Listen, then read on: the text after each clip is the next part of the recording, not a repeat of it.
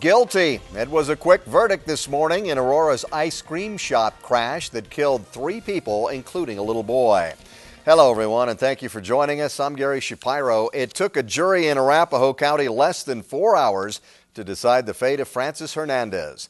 9 News reporter Sean Patrick has been covering the trial. And Sean, the jury just wasn't buying the defense's argument that somebody other than Hernandez was at the wheel.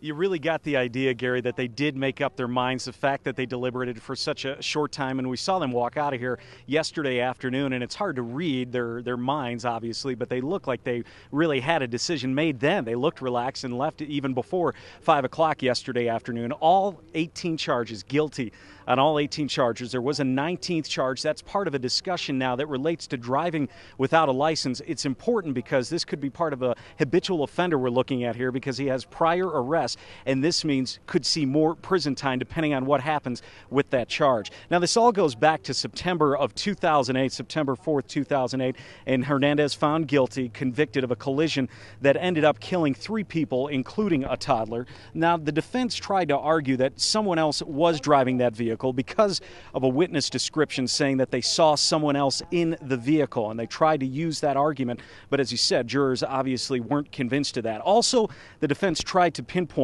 what they called some serious credibility, lack of credibility, that is, with the Aurora Police Department because of mistakes made in the investigation, and they tried to really pinpoint on that and talking to witnesses on the stand and arguing to the defense about that. But it's clear, once again, by this decision and how quickly this decision came out from the jurors, that they were convinced that wasn't a strong enough argument and there was no cover-up, as prosecutors had argued that it was perhaps indeed a mistake among the Aurora police detectives involved in the case, but nothing intentional and not part of a cover-up.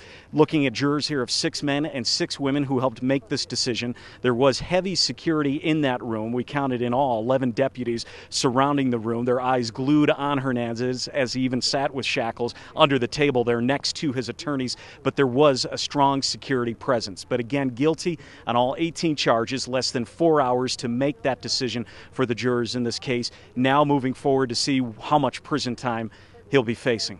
Gary? All right, Sean Patrick in Arapahoe County, thank you much.